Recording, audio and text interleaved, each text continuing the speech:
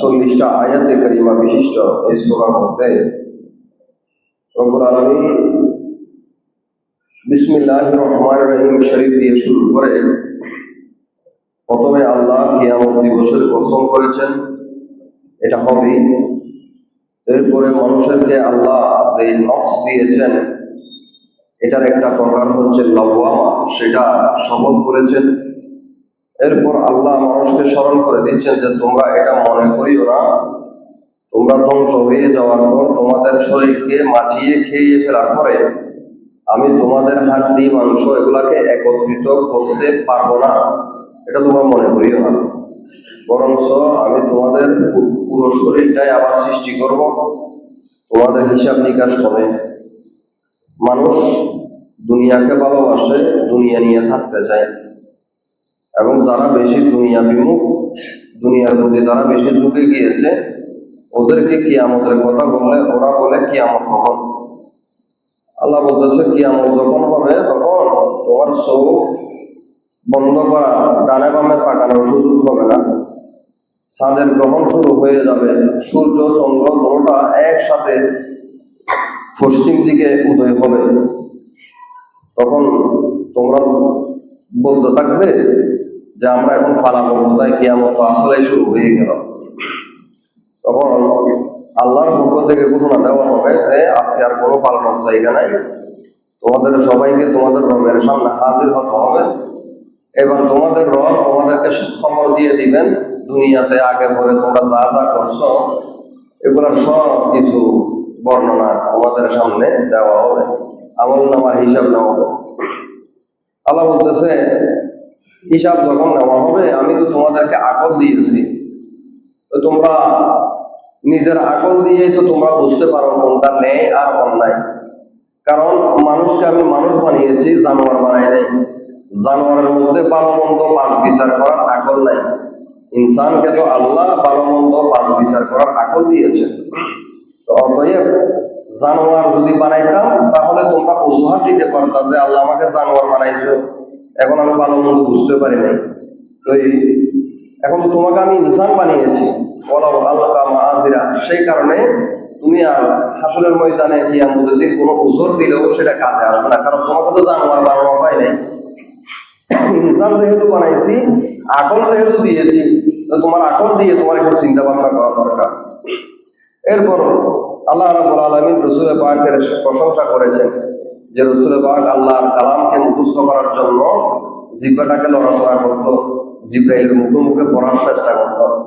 আল্লাহ বলতেছেন আপনি এত কষ্ট করার দরকার নাই, আপনার কষ্ট সব আমার দায়িত্ব নিয়ে নিলাম, কোরআন শরীফ আমি আপনাকে হেফজ করাই দিব। আপনি শুধু জিবরাইল যখন তেলাওয়াত করতেছে জিবরাইলের তেলাওয়াতটা একটু ভালো করে শুনেন, কারণ জিবরাইল হচ্ছে সৈয়দুল মালাইকা। আর একটু বড় করে বলেন।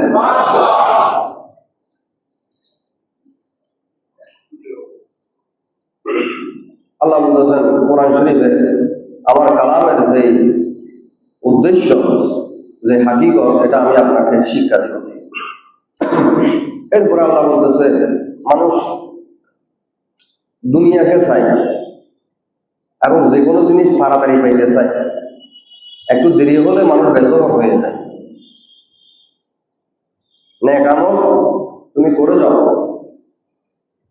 আল্লাহ রাসূল বলেছেন মানুষের প্রত্যেকটা নেক আমল আল্লাহর দরবারে কবুল হয়, হয়তো সেটার পুরস্কার সাথে সাথে দিয়ে দেয়, নয়তো সেটার মাধ্যমে তার কোনো বিমারকে আল্লাহ সাহেব দিয়ে দেয়, নয়তো সেটার মাধ্যমে তার গুনাহগুলাকে আল্লাহ মাফ করে দেয়, নয়তো সেটার মাধ্যমে আল্লাহ তার মর্যাদাকে বুলন্দ করে দেয়, অথবা হাসরে কিয়ামতের দিন ওজন করার সময় তখন তার নেক আমলটা সেখানে দেওয়া হয়। অর্থাৎ কোনো না কোনো স্তরের মধ্যে এটা দেওয়া হয়। অতএব তুমি বলতেছো আমি দোয়া করেছি, কবুল কেন হচ্ছে না? কবুল সব হচ্ছে, কিন্তু কথা হচ্ছে যখন যেটা দরকার তখন সেটা আল্লাহ দিয়ে দিবেন। আল্লাহ বলেন সেদিন কিছু মানুষের চেহারা অনেক সুন্দর হবে, তরতাজা হবে, তার নেক আমলের কারণে, তার ঈমানের কারণে, তার ইখলাসের কারণে, তার নিয়ত বিশুদ্ধ হওয়ার কারণে। এবং যারা নেককার হবে সেই দিন তারা রব্বুল আলামিনের জিয়ারত লাভ করবে, আল্লাহকে তারা দেখবে। যেভাবে জমিন থেকে চাঁদ সূর্যকে স্পষ্টভাবে দেখা যায় ঠিক এটার মধ্যে যেরকম কোনো প্রতিবন্ধকতা নাই, এটা যেরকম সত্য, একইভাবে জান্নাতীরা আল্লাহ রাব্বুল আলামিনের জিয়ারত পার করবে। আবার সেদিন কিছু মানুষের চেহারা এমন হবে যে এদের চেহারা মলিন হয়ে যাবে, বিকৃত হয়ে যাবে, কারণ তাদের বিশ্বাস হয়ে যাবে যে আজকে তো আমাদের জন্য জাহান্নাম নির্ধারিত, আল্লাহর আযাব তো আমাদেরকে লাভ করতে হবে। দুনিয়াতে অনেক ওয়াজ নসিহত আমরা শুনেছি, রসুলকে পাইলাম, গোসে পাককে পাইলাম, আলেম ওলামাকে পাইলাম, কোনো ফায়দা দিল না। এখন সে বিশ্বাস করে ফেলবে যে আসলে হুজুররা যা বলেছে, ওলিয়া উলিয়ারা যা বলেছে, সাহাবায়ে কেরাম, নবী রসুলরা যা বলেছে, এগুলো তো আসলেই সত্য। এখন যখন দেখতেছে সবগুলা করতেছে যা যা বলেছে, তখন তার কাছে ইকিন হয়ে যাবে যে আমি তো মুসিবতে এখন করে যাবো, সেই জন্য তার চেহারা কালো হয়ে যাবে। একই রকমের দৃশ্য আল্লাহ বলতেছে দুনিয়ার মধ্যে মানুষ মারা যাওয়ার সময় হয় কিরকম। আল্লাহ বলছে তোমরা একজন মুমূর্ষু ব্যক্তি যখন সাকারা শুরু হয় তখন দেখতে পাবে নিঃশ্বাস আর নিতে পারতেছে না, তখন সেও বলতেছে আমাকে কে ভালো করবে, তার পরিবাররা বলতেছে তাকে কে ভালো করবে। তখন আল্লাহ ছাড়া সে বাঁধাবার আর কোনো মালিক নাই। যখন সে বুঝতে পারছে তার যাওয়ার সময় হয়েছে, তখন সে বলে যে আর লাভ নাই, পানি টানি দিয়ে ডাক্তারের কাছে নিয়ে হসপিটালে নিয়ে লাভ নাই, আমার চলে যাওয়ার সময় হয়ে গিয়েছে। এরকম অনেক মৃত্যুযাত্রী মানুষ বলেও ফেলে তোমার আরে বড় নলেজে, মেডিকেল নলেজে বাবা আর 22 জন বাবার সময় শেষ। কিছু মানুষ এরকমও হয়।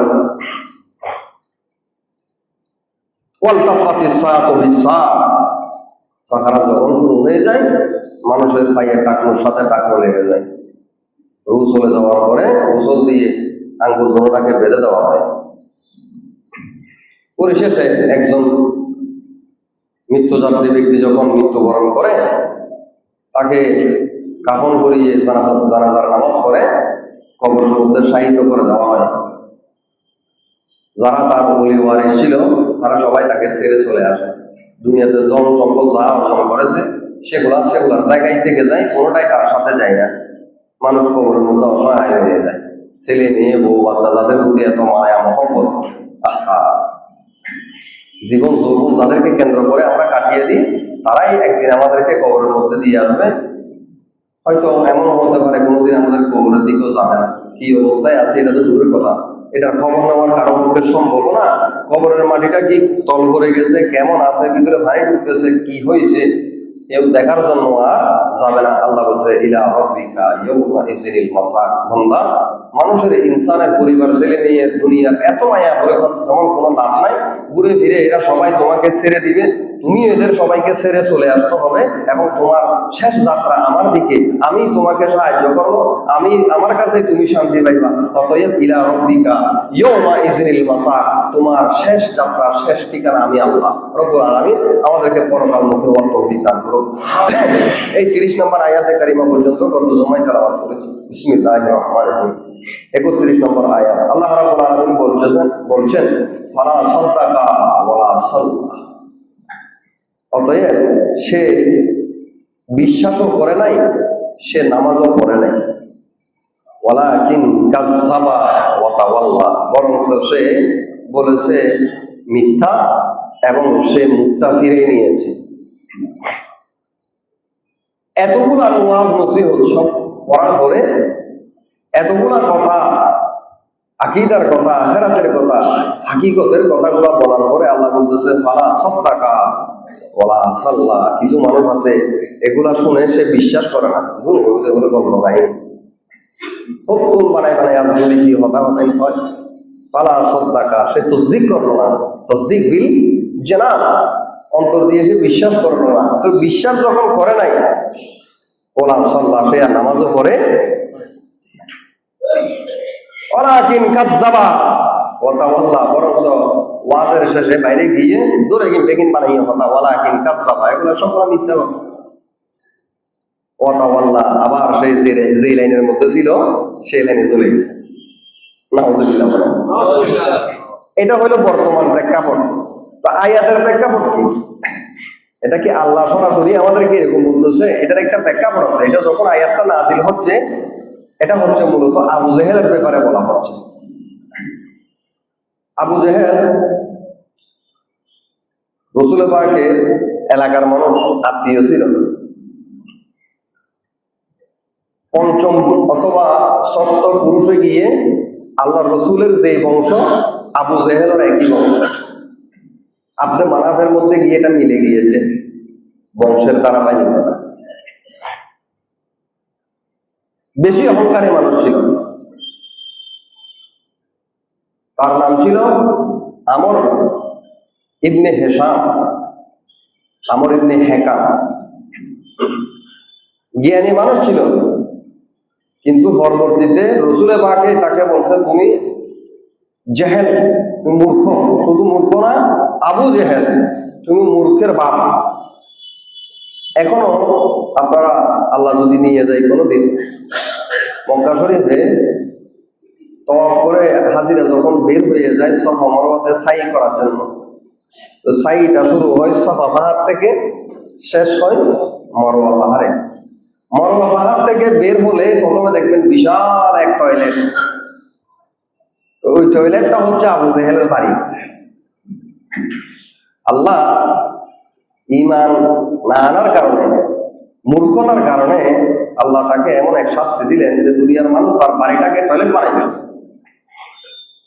এই টয়লেটটার সামনে একটা জায়গা আছে খোলা, এটা আম্মা জান খাদিজাতুল কুবরার ঘর। আবার টয়লেটটা ফেলে কিছু দূর গেলে দেখবেন একটা লাইব্রেরি আছে, মাকতাবাতু মক্কাতিল মুকাররামা, মক্কা মুকাররামার লাইব্রেরি। নবীজি বলেন বুইস্তু মুআল্লিমান, আমি দুনিয়ায় এসেছি শিক্ষক হয়ে, মানুষকে শিক্ষা দিতে। সেই জন্য রসুল যে জায়গায় এসেছে সেটা একটা শিক্ষার ঘর, লাইব্রেরি বানিয়ে দিয়েছে। আর আবু জেহেলের ঘর বাথরুম পরিণত হয়ে গেল। আল্লাহ রাব্বুল আলামিন আমাদের নবীর চেহারার মধ্যে রূপ দিয়েছেন। নবীকে দেখলে কাফের মুশরিকরা ভয় পাই যেত। নবীর নাম শুনলে তাদের অন্তরের মধ্যে কম্পন সৃষ্টি হইত। আল্লাহ রসুল বলেন নুসিরতু বিররুবি। রসুল পাক এক হাদিসে বলেছেন, বুখারী মুসলিম উভয় এসেছে যে আল্লাহ উতিতু খামসান, আল্লাহ আমাকে এমন পাঁচটি সিফত দিয়েছেন, এমন পাঁচটি কোয়ালিটি দিয়েছেন, এগুলো কোন নবী রসুলকে দেয় নাই। এর মধ্যে একটা হচ্ছে নুসিরতু বিররুবি, যে আমাকে দেখলে আমার শত্রু যারা আছে 1 মাসের পথ এখনো বাকি আছে, আমি এখনো সেখানে যাই নাই, এত দূরে কেউ যদি সংবাদ পায় যে আমি আসতেছি, তার অন্তরে ভয় তৈরি হয়ে যায়।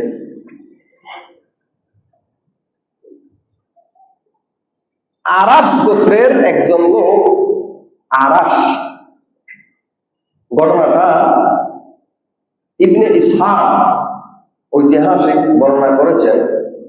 এটা আল বেদায়া ওয়ান নেহায়া এবং সিরাতে ইবনে হিশাম দুই জায়গায় এসেছে। ইবনে ইসহাক বর্ণনা করছেন আরাস গোত্রের একজন লোক উট বিক্রি করার জন্য মক্কা শরীফ আসলো গ্রাম থেকে। আবু জেহেল তার উটটা কিনলো, কিনার পরে টাকা দিচ্ছে না, টাকা না দিয়ে বাড়ি চলে গেল। ওই লোকটা মক্কার শহরে ঘুরতেছে, ঘুরতে ঘুরতে কাবা শরীফ ঘরের কাছে আসছে। তো মক্কার সর্দাররা বসে যখন কথাবার্তা বলতেছে, তখন সে বলতেছে যে আমি আরাস গোত্রের লোক, আমি আপনাদের এলাকায় একজন মুসাফির, আপনাদের এলাকার মধ্যে ওই আমর ইবনে হেকাম অর্থাৎ আবু জেহেলের কাছে আমি একটা উট বিক্রি করেছি, সে আমার মূল্যটা দিচ্ছে না। এখন এরাও তো আবু জেহেলের বন্ধু বান্ধব। তো আল্লাহ রসুল তখন কাবা শরীফের সাথে হেলাম দিয়ে বসে আছেন। তোরা মস্কারি করার জন্য, ঠাট্টা করার জন্য, অপমান করার জন্য বলতেছে যে আমরা তোমাকে সাহায্য করতে পারবো না। ওই যে দেওয়ালে কাবার সাথে লোক একটা হেলাম দিয়ে বসে আছে, ওনার কাছে যাও, উনি তোমার হক নিয়ে দিতে পারবে। অর্থাৎ দুশ্মন তো, দুশ্মন কি করতেছে, আল্লাহ রসুলকে আরেক দুশ্মনের বিরুদ্ধে লাগাই দিতেছে, কাটা দিয়ে কাটা তোলা। ওরা জানে যে আবু জেহেলের কাছে রসুল পাক গেলে আবু জেহেল আল্লাহ রসুলকে আরো বিচ্যুত করবে। এখন এই লোকটা এসে রসুল পাককে বলল যে আমি আরাস গোত্রের লোক, মক্কা শরীফ এসেছি, আমার একটা উট বিক্রি করেছি। আবুল হেকাম ইবনে আমর ইবনে হেকাম মানে আবু জেহেল এই উটটা কিনেছে, টাকাটা দিচ্ছে না। ওরা বলতেছে আপনাকে বলার জন্য, আমি আমার হকটা চাওয়ার জন্য ওদের কাছে আসছি, ওরা আপনাকে দেখাই দিয়েছে। আল্লাহ রসুল এটা শুনে তাড়াতাড়ি দাঁড়িয়ে গেলেন, দাঁড়িয়ে বলছে চলো। রসুল পাক আবু জাহেলের ঘরের দরজা নাড়ালেন, ভিতর থেকে আওয়াজ হলো কে? আল্লাহ রসুল বললেন মুহাম্মদ ইবনে আব্দুল্লাহ। এই কথা শুনে আবু জাহেল দৌড় দিয়ে দরজা করলো, দরজা করে বলতেছে কি হয়েছে? বলে আপনি ওনার টাকাটা দেন। আবু জাহেল বলছে একটু দাঁড়ান, ভিতরে গিয়ে টাকা এনে ওই লোকটাকে দিয়ে দিল। আল্লাহ রসুল তাকে বললেন যাও তুমি, আল্লাহ হাফেজ, তোমার হক তুমি পেয়ে গিয়েছ। এই লোকটা যাওয়ার সময় কাবা ঘরের পাশে মজলিসে যারা ছিল এদেরকে বলতেছে যে আজকে অনেক দামি মানুষের সাক্ষাৎ পাইলাম যিনি আমার হকটা আমাকে নিয়ে দিয়েছেন। এরা তো সবাই অবাক হয়ে আছে। এদিকে এরা একজন লোককে পাঠাইছিল যে তুমি একটু গিয়ে দেখো মুহাম্মদ যখন এই লোকটাকে নিয়ে আবু জাহেলের করে যাচ্ছে কি করতেছে। ওই লোক এসে বলতেছে আজগবি ঘটনা ঘটেছে, আমরা মনে করেছিলাম আবু জাহেল মুহাম্মদ ইবনে আব্দুল্লাহকে অপমান করবে। অপমান তো দূরের কথা, মুহাম্মদ ইবনে আব্দুল্লাহ করে দরজা আঘাত করার সাথে সাথে দরজা খুলে দিয়েছে। যখন মুহাম্মদ বলতেছে এই লোকটার পাওনা তাকে দিয়ে দাও, সে কোনো আবার শব্দ ছাড়া তার পাওনাগুলো তাকে দিয়ে দিল। এরা সবাই আশ্চর্য হয়ে গেল। কিছুক্ষণ পরে আবু জাহেল আসলো, ওরা বলতেছে তোমার কাছে তো আমরা এটা আশা করি নাই, তুমি এমনি মুহাম্মদের এত চরিত্র খারাপ চরিত্র আমাদেরকে বলো, তুমি এই করে ফেলবা সেই করে ফেলবা, এখন তোমার ঘরে চলে গেছে মুহাম্মদ, অথচ তুমি তাকে একটা গালিও দিতে পারবা না।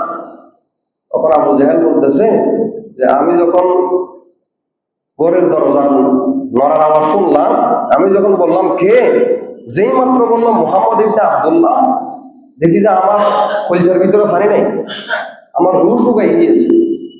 দরজা খোলার পরে আমাকে সে বলতেছে এই লোকটার পাওনা তাকে দিয়ে দাও।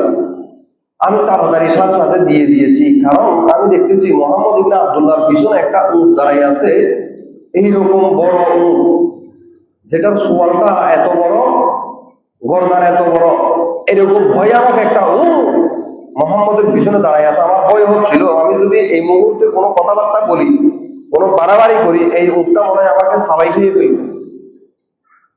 সেই বইয়ে আমি তাড়াতাড়ি কোনো আওয়াজ শব্দ ছাড়া মুহাম্মদ যা বলেছে সেটা বাস্তবায়ন করে দিয়েছি। সুবহানাল্লাহ।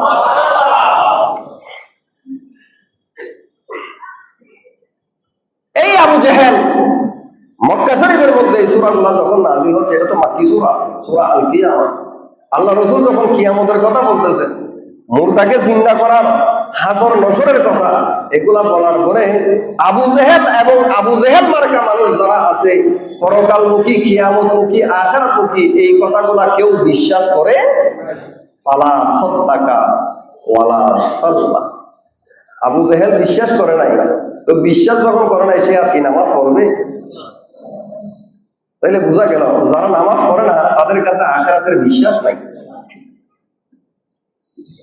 তাহলে আমাদের কাছে একটা কাফেরের চরিত্র চলে আসছে। আমরা যারা নামাজ পড়ি না বুঝে নিতে হবে আমাদের কাছে আখিরাতের হিসাব নিকাশের বিশ্বাস থাকলে তো পড়তাম। হিসাব যখন দিতে হবে এই বিশ্বাস আমাদের থাকে, তাইলে হিসাব অনুযায়ী চলতে হবে না। আমরা হিসাব অনুযায়ী যেহেতু চলতেছি না, তাহলে বোঝা যাচ্ছে হিসাব দিবসের কোনো বিশ্বাস আমাদের। আমরা নামে মুসলমান, মাথার মধ্যে ডুবি আছে, পাঞ্জাবি আমরা পড়ি। কারণ ইমানের প্রথম দাবি হচ্ছে, ইমানের প্রথম হক হচ্ছে নামাজ পড়া। আল্লাহ রাসূল বলেছেন আস-সালাতু ইমাদুদ্দিন, দ্বীনের ঘর হচ্ছে নামাজ। ফামান তারাকাহা ফাকাদ হাদামাদ-দ্বীন, কেউ যদি নামাজ ছেড়ে দেয় সে ওই ইমানের ঘরটাকে ভেঙে দিল। তো ইমানের ঘর ভেঙে দিয়ে ইমানদার দাবি করার সুযোগ আছে? আর সুন্নি দূরের কথা বলা, নিজেরও তো মুমিনও হইতে পারে। আশিক রাসূল এটা অনেক দূরের বিষয়। নিজেকে কমসে কম ইমান আছে এটা দাবি করতে হলে নামাজটা তো পড়তে হবে। আপনি নামাজ পড়তেছেন না, এটার মানে হলো আপনি আখিরাতে বিশ্বাস করেন না। দূর হইল কি না হইল কি ভাগ্য জড়িয়ে গেল।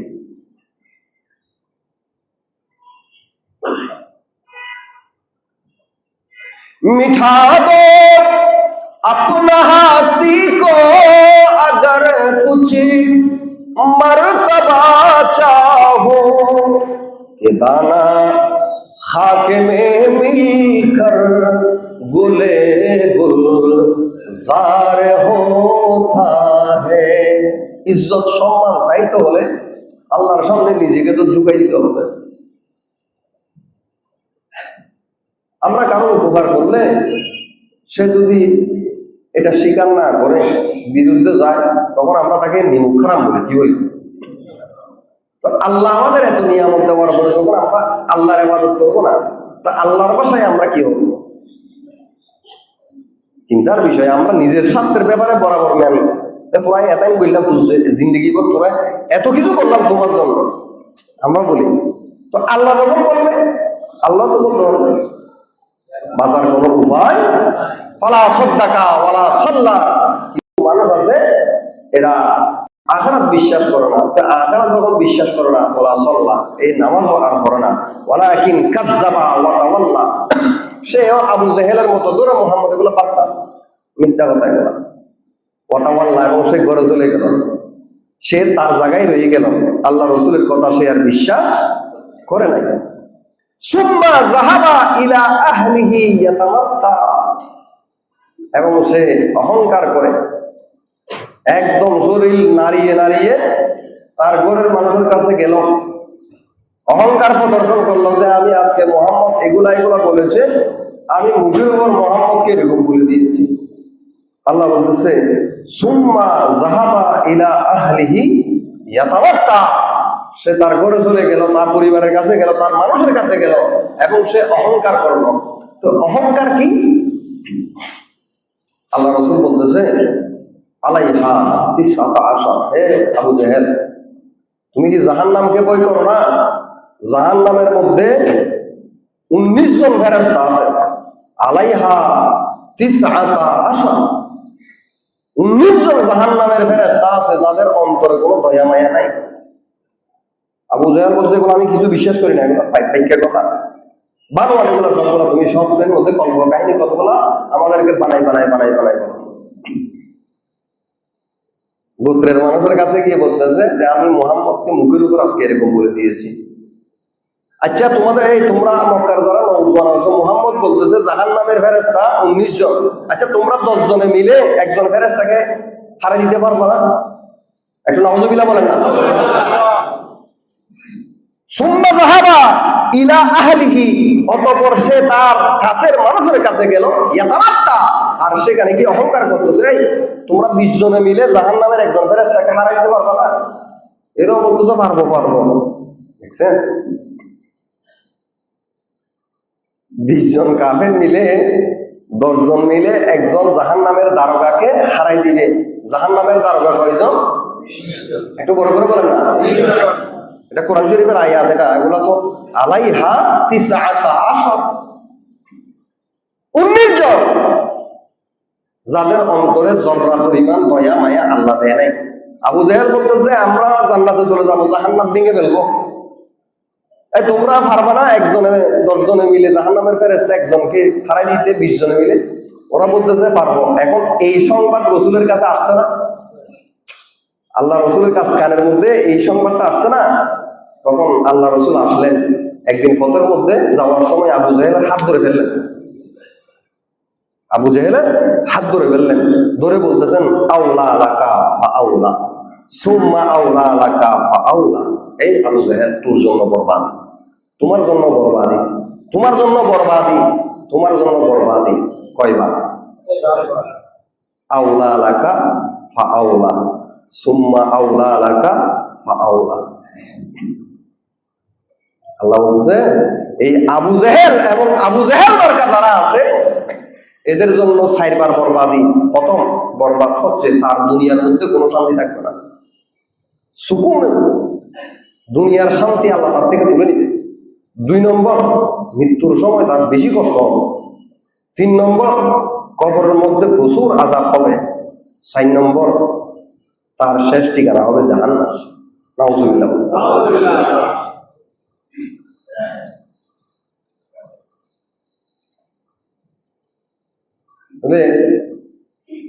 ফাযাক্কির ইন্না ফাতিয যিকরা,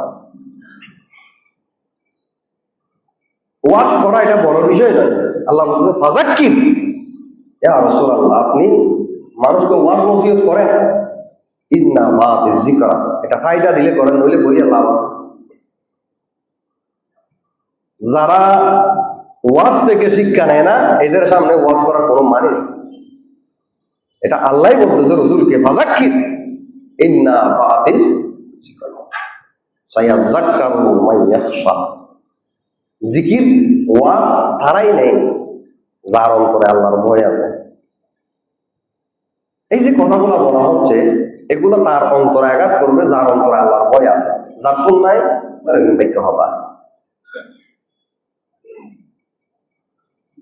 রব্বুল আলামিন আল্লাহর কোরআনের এই আয়াতগুলোতে যে মেসেজগুলো আল্লাহ দিচ্ছেন, খৌফে এলাহির, আখিরাতের ভয়ে, হিসাব নিকাশের, মানুষ আল্লাহর কোরআন থেকে, আল্লাহর কালাম থেকে, রসুলের কথা থেকে মুখ ফিরিয়ে নিলে তার দুনিয়া আখিরাত কেমন হবে।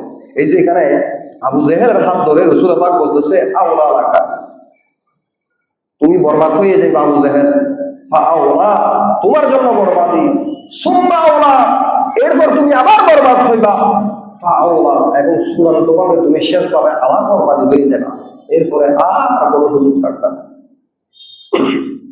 মুফাসসিরিন কেরাম বলেন এখানে 4 বার আল্লাহ আওলা বলেছেন।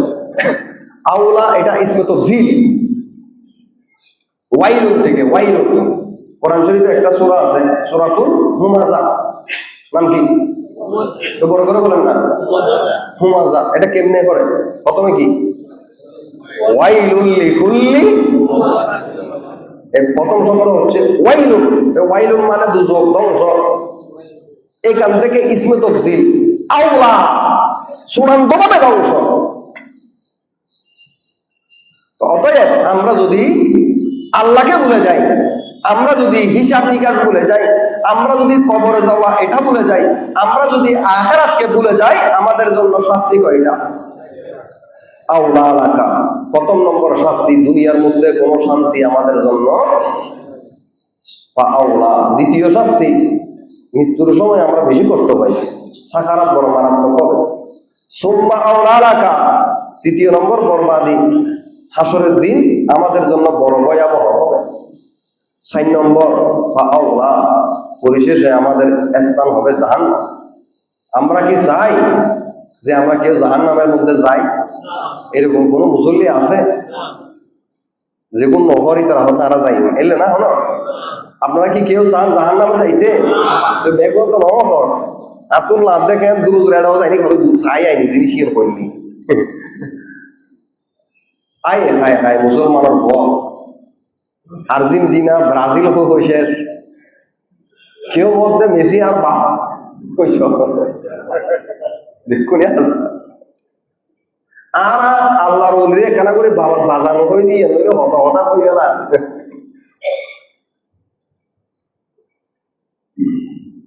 আপনি দেখেন আমাদের বাংলাদেশের অবস্থা দেখেন, কোথায় হাজার হাজার মাইল লাতিন আমেরিকার দেশ আর্জেন্টিনাতে, আর্জেন্টিনা খেলা হচ্ছে আমেরিকাতে।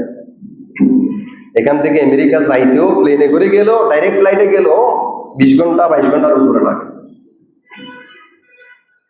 এখানে এটা নিয়ে মারামারি হচ্ছে। আরেকজনে দেখলাম 3 লাখ টাকার মোবাইল আর্জেন্টিনার ম্যাচ চাইতে চাইতে হারাই গেছে, এতে ভালো হয়ে গেছে। কিরকম মুসলমান চিন্তা করেন, ফজরের দিন ফজরের নামাজের পরে খেলা চলতেছে 5টা বাজে মনে, চট্টগ্রাম বিশ্ববিদ্যালয় না কোথায় একটা দেখলাম। আই হাই, এই ভোরবেলায় উঠে ছাতা নিয়ে প্রজেক্টরের সামনে সবাই বসে গেছে। আশ্চর্যের বিষয়, মুসলমান এরা কি আসলে ফজর নামাজ পড়ছে? আওলা এলাকা এই তুললাই এই বরবাদি। কারণ তোমার অন্তরে মেসি, আর্জেন্টিনা, এইগুলো কি ব্রাজিল, আর্জেন্টিনা যেগুলো যেগুলো আছে আর কি, এগুলার বিশ্বাস, এগুলার ভালোবাসা অন্তরের মধ্যে ঢুকেছে। তোমার প্রতি আল্লাহর ভয়, রসুলের ভয়, আল্লাহর মহব্বত, রসুলের মহব্বত, এগুলো কোনো কিছুই নাই। যায় যাকে মহব্বত করে, মান তাশাব্বাহা বিকওমিন ফাহুয়া মিনহুম, যে যাকে মহব্বত করে, যে যাকে বিশ্বাস করে, যে যাকে ভালোবাসে। মুখে মেসি মেসি কর, কেন মেসি মেসি করো? তাই মেসিকে ভালোবাসো তো তোর হাসরে মেসির লোক হইতো দেরি। আমি নেইমারকে ভালোবাসি তো তোমার হাসরে নেইমারের সাথে হবে আর কি। আবার এই জায়গাতে যখন হাত দেওয়া হয় তখন কিছু সুশীল সমাজ আছে, এরা বলে যে খেলার মধ্যে ধর্ম নিয়ে টানাটানি করা, খেলার মধ্যে ধর্ম আনার কোনো দরকার আছে? দেখুনি আজকাল তুমি বলতেছো খেলার মধ্যে ধর্ম নিয়ে আনার কথা বলতেছো, যাদের খেলা তুমি দেখতেছ এরা ফিলিস্তিনের মানুষকে মুসলমানদের হত্যা করার জন্য তাদের জীবনের ইনকামের টাকাগুলো দিচ্ছে। তুমি যে মেসির কথা বলতেছো সেই মেসি বাইতুল মুকাদ্দাসের মধ্যে যে ওয়ালটা আছে সেই ওয়ালটার মধ্যে সে হতো ইহুদি, ইসরায়েলি, ওই টুপিটা লাগিয়ে সে সেখানে প্রার্থনা করতেছে এই যে তোমার মতো মুসলমানদেরকে কখন সে হত্যা করবে।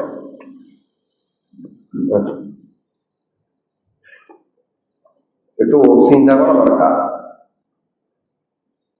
আল্লাহ বলতেছে, বান্দা তুই তো চিন্তা করবি না, তারপরেও শেষবারের মতো তোকে আমি বলতেছি, আয়াহসাবুল ইনসানু আইয়ুতরাকু সুদা। দেখেন কথার মিল, দেখেন কিরকম। তুমি কি মনে করো ইনসান যে তোমাকে আমি এমনি বানাইছি? খেলা চাই বেলায় বানাই দেন আল্লাহ 5টা বাজে উঠি। আয়াহসাবুল ইনসান, ইনসান ও মানুষ, আল্লাহ বলতেছে মানুষকে বলতেছে, আল্লাহ মানুষকে বানাইছে। আর রহমান আল্লামাল কুরআন খলাকাল ইনসানকে বানাইছে রহমান বানাইছে। সেই রহমান আল্লাহ বলতেছে আয়াহসাবু, তুমি কি মনে করো, আল ইনসান, এই ইনসান তুমি কি মনে করো, আই ইউতরাকা সুদান, তোমাকে আমি এমনি এমনি বানাইছি? কোনো দায়িত্ব, কোনো কর্তব্য আমি তোমাকে দিই নাই, তুমি কি এরকম মনে করো? আমরা তো জানোয়ার না, আমরা তো ইনসান। আল্লাহ বলতে চাই ইনসানকে। এই কোরআনটা কি জানোয়ারের জন্য নাকি ইনসানের জন্য? তো এই কোরআন থেকে কেউ যদি শিক্ষা নেয় বুঝতে হবে সে ইনসান, যে নেয় না এটা জানোয়ারের রীতিতে গুরুত্ব। আল্লাহ তো কোরআন শরীফ হিবে দিয়ে দেয় আল্লাহ ইনসান আল্লাহ। তো জিবে কোরআন ইবে ডাকো দিন ওই ইবে হঠাৎ কিন বালানো লাগে তো বুঝিলাম করে ইনসান ন, এই ইনসানের সুরত গোড়া মৃত্যুকে জানোয়ার হাইওয়ান, হাইলে হাইওয়ান ন। আল্লাহ কোরআন শরীফ এক জায়গা হতে বালহুম আদাল, ইতে হাইওয়ান তো হারা সত্তর বড় না বড় কিরকম নাফরমান দেখেন, আয়াতের সাথে মিলে দেখেন। এরপর আয়াত আল্লাহ বলতেছে, এই ইনসান এই কোরআন শরীফ সূরা আল কিয়ামা তোমার হদিবে তোমার ভাঙ্গি ভাঙ্গি হনর পরেও তোমার কলবমিতি হতাই আঘাত ন করে, হন পরিবর্তন নয়। তো আমি তোমার কি হেনা বানাই দি না, আর কি হন মুকসুদ নাই, কে খাইবে গুণ যাইবে মজা করিবে এগিন নাই। আলাম ইয়াকু নুতফাতান মিন মানিয়্যিন ইউমনা, তোমার তো কোনো খাইসিয়তে নাই, তুমি মেসি মেসি করে চিল্লাইতেছ, আল্লাহ আল্লাহ করার কথা তুমি ভুলে গেছো। অথচ মেসি তোমাকে এক বেলা খাবারও দেয় বলেন না, দিয়েছে? যে কোনো আওয়াজ নগর রাত তো লাতে গুসা না মনে হতে জ্ঞান ইতে রেখেন মেসি এনে খানা খাবাই আল্লাহ নেই মেরা খাবাই আর আছে হলার নাকি। দেখেন খেলা দেখতে মন চাই দেখেন, কিন্তু এখানে নিয়ে একদম মারামারি, মানুষও মারি ফেলতেছে, একজন একজনকে মারি ফেলছে, মারামারি লাগে। হরে খেলা হলো। আমাদের সাইফুল ইসলাম বাবর সাহেব উনি তো সেখানে থাকেন, উনি এসে বলতেছেন আমাদের দেশে যে ফ্লাগ ফ্লাগ এই প্রজেক্টর লাগাই দিয়ে যেখানে খেলা হচ্ছে, যেই দেশে খেলা হচ্ছে ওই দেশের এরকম কোনো আমার শব্দ নেই, যার তো মনে হরিতে চা, যার তো মনে লস আর বাঙালি সুযোগী বাঙালি।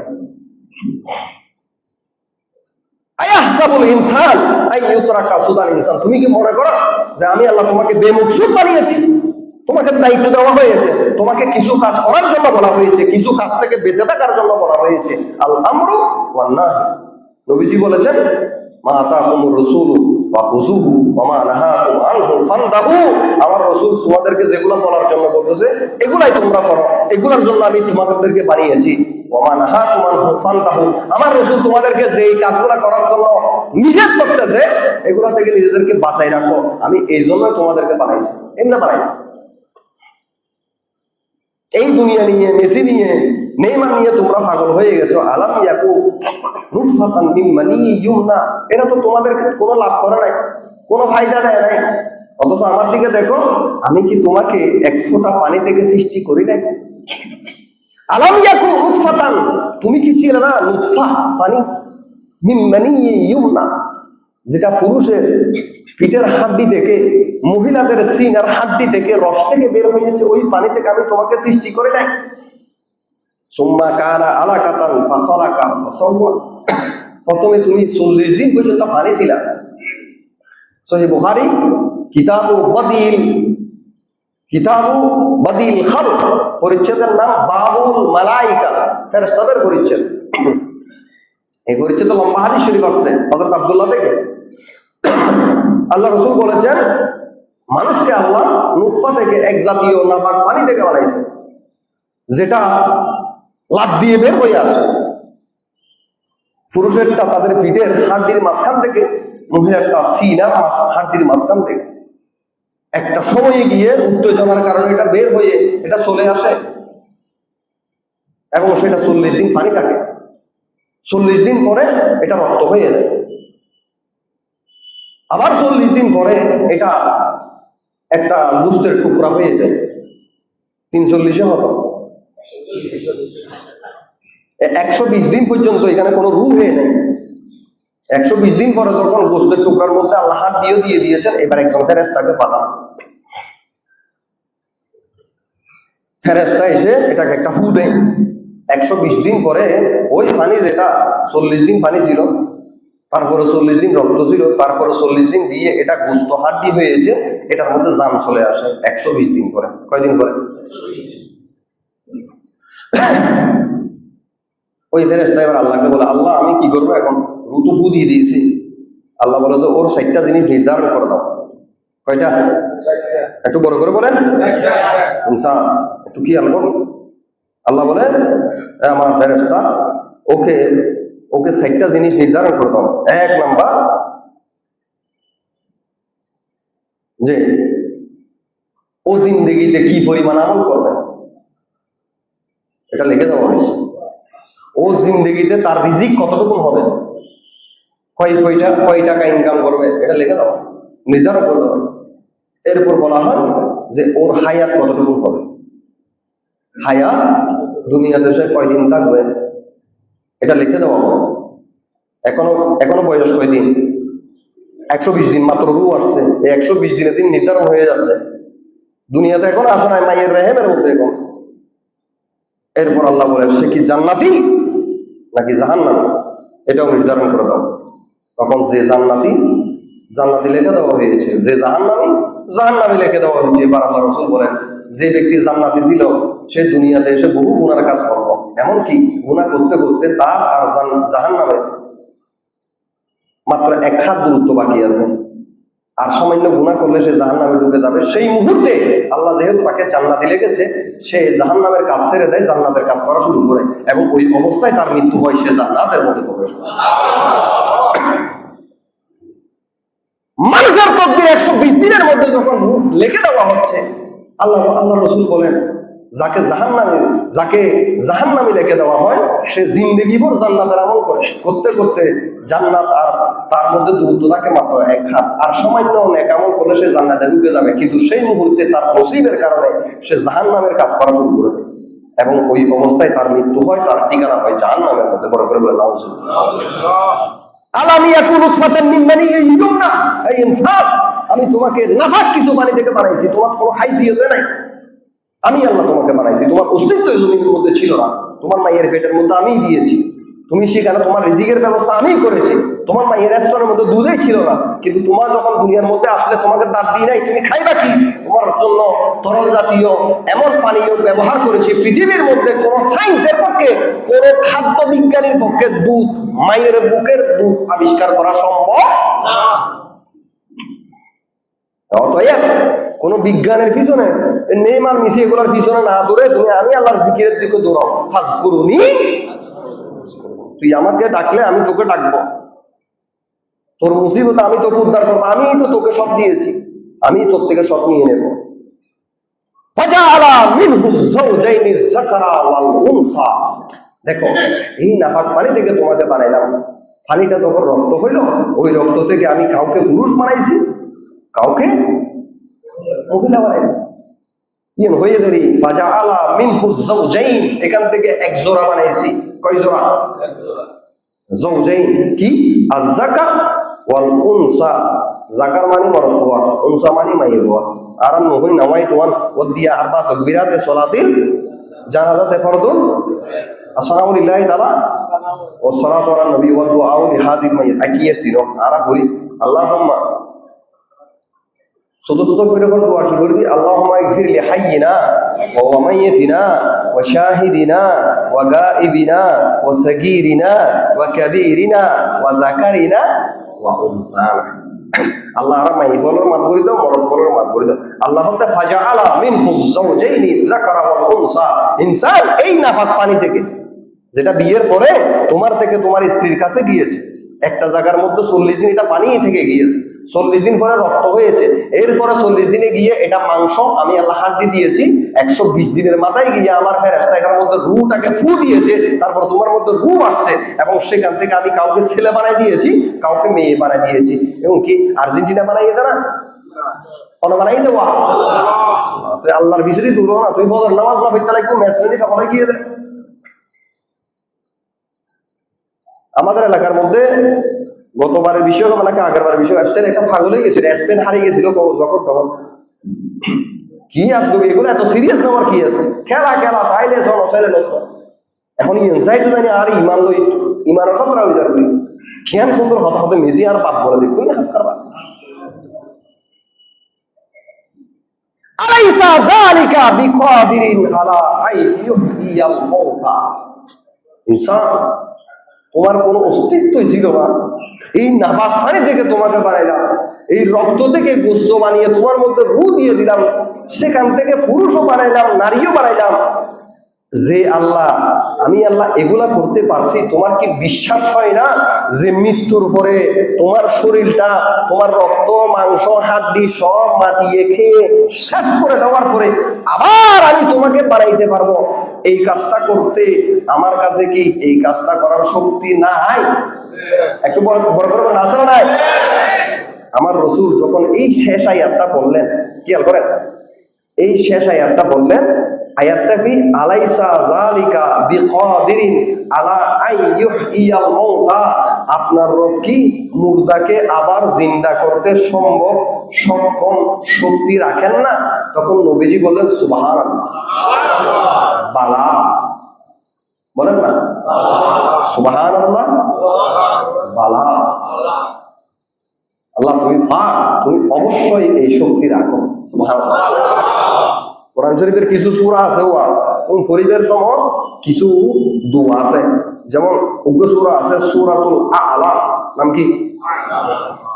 এর শুরু বলতি সাব্বিহিসমা রাব্বিকাল। এই এদ্দুর ফরি তামিজন করিব, তামিনি কি হবে? সুবহানা রাব্বিয়াল আ'লা, সুবহানা রাব্বিয়াল আ'লা। বলে ইয়া যেহেতু এদ্দুর গেই সামনে সূরা আ'লা হইবে ইনশাআল্লাহ। হ্যাঁ, আজি আরা সূরা আল কিয়ামা সমাপ্ত করলাম। এই কোরআন শরীফের ধারাবাহিক সূরার উদ্দিন আল্লাহর বন্দা হলে ওনারাল্লাহ তবরুকের ব্যবস্থা করেন। তো তবরুকের ব্যবস্থা করছে মরহুম আবুল হাশেমর পরিবার, মরহুম আবুল বশরের পরিবার, মরহুম সালেহ জুহর সাহেবের পরিবার, মরহুম ইব্রাহিম খলিলের পরিবার, মরহুমা মাহফুজা বেগমের পরিবার। আল্লাহ রাব্বুল আলামিন সূরা আল কিয়ামার ওসিলায় তাবারুকাতের ব্যবস্থার ওসিলায় মুসল্লি ওয়ালার সাদাকায় এই সমস্ত মুমিন যারা মারা গিয়ে আল্লাহ তাআলার জান্নাতুল ফেরদৌসের আলামত দান করেন। আল্লাহুম্মা আমিন। আলহামদুলিল্লাহি রাব্বিল আলামিন ওয়া সলাতু ওয়াসসালামু আলা রাসূলিহিল কারীম ওয়া আলা আলিহি ওয়া আসহাবিহি আজমাইন। মাওলাই কারীম আল্লাহ তিনটা জুমাতে ধারাবাহিক সূরা আল কিয়ামার 40টা আয়াত